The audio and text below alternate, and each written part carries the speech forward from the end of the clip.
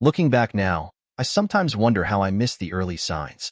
I own a small martial arts studio where I teach self-defense, and while it doesn't make me rich, I've always been proud of helping others learn to protect themselves. My wife works in corporate finance, and for years we had what I thought was a solid marriage. That all changed about 6 months ago. The first hint came when she suddenly became obsessed with her appearance. She started going to the gym 5 days a week and bought a whole new wardrobe. At first, I was happy for her. Everyone deserves to feel good about themselves. But then other things started changing too. Her phone became like a part of her body. We used to casually use each other's phones to look things up or take pictures, but suddenly hers was always face down and locked. If I needed to use it for anything, she'd tell me to use my own instead. The late nights at work started becoming more frequent. There were more business trips too, something about new client meetings and strategy sessions. When she was home, the connection between us felt different. She stopped initiating any kind of intimacy, and when I tried, she'd either say she was too tired or just go through the motions. I brought it up once, asking if everything was okay. She blamed it on work stress and being exhausted from the gym. She promised things would get better, but they didn't. Instead, they got worse. There's this senior manager at her office. She used to mention him all the time in her work stories. He has an MBA from some fancy school and makes the kind of money I probably never will. I met him a couple times at company events, and he barely acknowledged me. Then suddenly, she stopped talking about him completely, even though I knew they were still working on projects together. The real red flag came when she went on a business trip to Miami with just him and their CEO. Something about that trip didn't sit right with me. My friend Marcus, who works in IT, suggested I should start looking into things quietly, but I felt weird about snooping. We have 2 kids, and the thought of breaking up our family over what might be nothing seemed crazy. But the doubt was eating at me. After weeks of internal debate, I finally checked our phone records online. What I found made my stomach drop. Hundreds of texts to one number, many of them late at night. I called it from a payphone, and sure enough, it was his voice on the voicemail. While she was in the shower one morning, I checked her phone. The text conversation with his number was completely deleted, and his contact was saved under a woman's name. That's when I knew this wasn't just my imagination. I started watching more carefully. She'd get up late at night, saying she couldn't sleep, and take her phone to another room.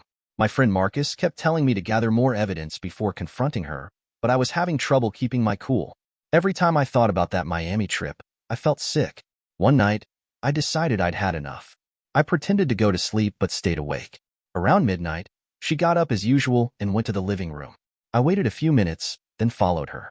I found her sitting on the couch, texting away with a small smile on her face. I walked in casually, saying I couldn't sleep either. The way she jumped and tried to hide her phone told me everything I needed to know. But I had a plan. I started being playful, trying to get her in the mood. As expected, she made an excuse. That's when I made my move. I started joking around and managed to grab her phone while pretending to be playful. The last text I saw before she tried to snatch it back read, "Can't wait to see you tomorrow." I hit the call button, and when a man's voice answered, everything became crystal clear. The next few minutes would change our lives forever. I probably should have thought through what to say when he answered the phone. Instead, I just hung up. Then I started reading the texts out loud. My wife went from trying to grab the phone to just sitting there, tears starting to run down her face. I stayed calmer than I expected. "You need to tell me everything right now," I said. "If you leave anything out, we're done." She started with the usual stuff. How they were just friends, how he was having problems with his wife, how they just talked. I cut her off and told her I knew about all the late-night texts. That's when she broke down and admitted to flirting, but swore nothing physical happened. "Pack a bag," I told her. "Go to your mom's place. We'll talk when I'm ready." She left that night, crying and asking if this meant we were over. I told her I needed time to think. The next few days were rough. She kept trying to call and text, but I turned off my phone. I needed space to figure things out. Marcus helped me find a good divorce lawyer, one who had been through something similar himself and really knew his stuff. He said he'd work with me on the fees, which was a huge help since my wife made most of our money. When we finally talked again, she admitted everything. The affair started right around the time she began going to the gym. They got physical about 4 months ago, right when she stopped being intimate with me. Hearing the details hurt worse than I expected. The lawyer suggested I stay in the house with the kids while she stayed at her mom's. He said it would help with custody later. I didn't tell my wife I was filing for divorce yet. The lawyer said it was better to let her find out when she got served with the papers. I threw myself into work at the studio. Teaching people to defend themselves helped keep my mind off things. But at night, when the kids were asleep, the thoughts would come back. I kept thinking about them laughing at me, calling me stupid because I didn't have a college degree. I used to read for hours every night, history, science, anything I could learn from. But now I couldn't focus on a single page. The support from people surprised me. My students, other parents at the kids' school, even some of my wife's friends who found out what happened, they all reached out to help. A few people tried to set me up with someone new, but I wasn't ready. I needed to focus on my kids and getting through the divorce. Word got around at my wife's office too. The guy she cheated with suddenly wasn't interested in her anymore, probably worried about his own marriage. That's when she really started falling apart. She called me late at night, crying, begging for another chance. Said she'd do anything to fix things. Part of me wanted to try, but I knew it wouldn't work. The trust was gone. Marcus suggested I let the guy's wife know what happened. I was worried about getting in trouble for causing problems, so I had another friend pass along the evidence to her. At first, she didn't believe it, but eventually, she figured out it was true. Last I heard, their marriage was barely hanging on. The hardest part was seeing how it affected our kids. They didn't understand why Mom wasn't living with us anymore. Every time they left to stay with her, I felt empty inside. I'd always been the fun parent, always joking around, but lately, I was just going through the motions. Then something unexpected happened. At a friend's barbecue, I met this woman, way younger than me, smart, beautiful. She worked in tech or something like that. We talked for hours about books and movies. For the first time in months, I felt like myself again, but I held back from asking her out. The age difference seemed like a lot, and honestly, my confidence was shot. Plus, I wasn't sure I was ready to date anyone yet. My wife kept spiraling downward. She started going out to bars, meeting random guys online. Her best friend told me she was drinking too much. Every time I saw her at kid exchanges, she looked worse, like she'd aged years in just a few months. Sometimes I felt bad for her, but then I'd remember how she betrayed everything we had built together. The divorce moved pretty fast once the papers were filed. My wife tried to fight it at first, but when her lawyer explained that she'd have to pay me support since she made more money, something changed in her. She got angry, started calling me a gold digger. It was like she became a different person from the woman I'd been married to for 15 years. We ended up with 50-50 custody of the kids. The first few months were the hardest. Every time they weren't with me, I felt lost. I'd sit in their rooms sometimes, looking at their stuff, counting the hours until they came back. My studio started picking up more business, but with COVID hitting, everything slowed down.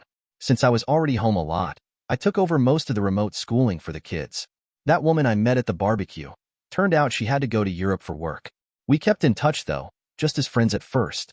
We'd video chat about random things, share book recommendations, talk about movies. It was nice having someone to talk to who didn't know me as the guy whose wife cheated on him. My ex-wife kept getting worse.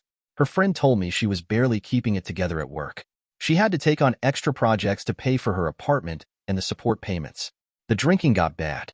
She'd show up late for kid pickups, looking like she hadn't slept in days. Sometimes she'd start crying and telling the kids how much she missed our old life. When my friend from the barbecue came back from Europe, we started hanging out more. She was different from anyone I'd ever met.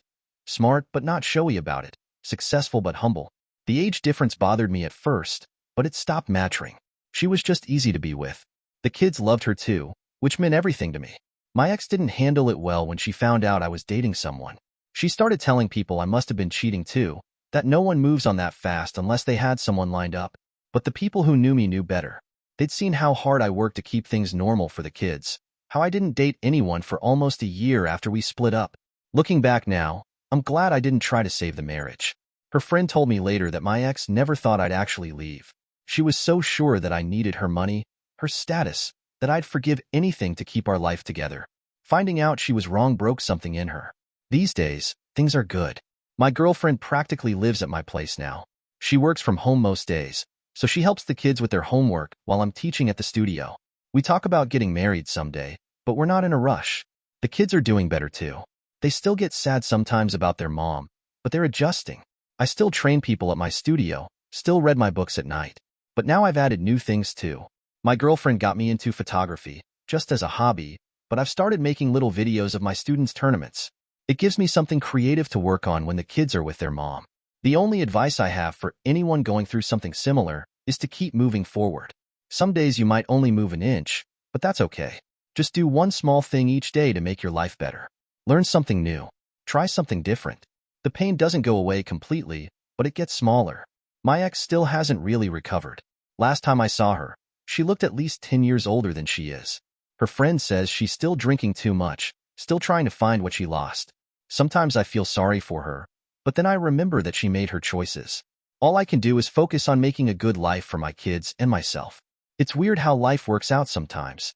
3 years ago, I thought my world was ending. Now I'm happier than I've been in years. Not because everything is perfect, it isn't, but because I know who I am and what matters to me. And that's worth more than any amount of money or status. Thank you for watching.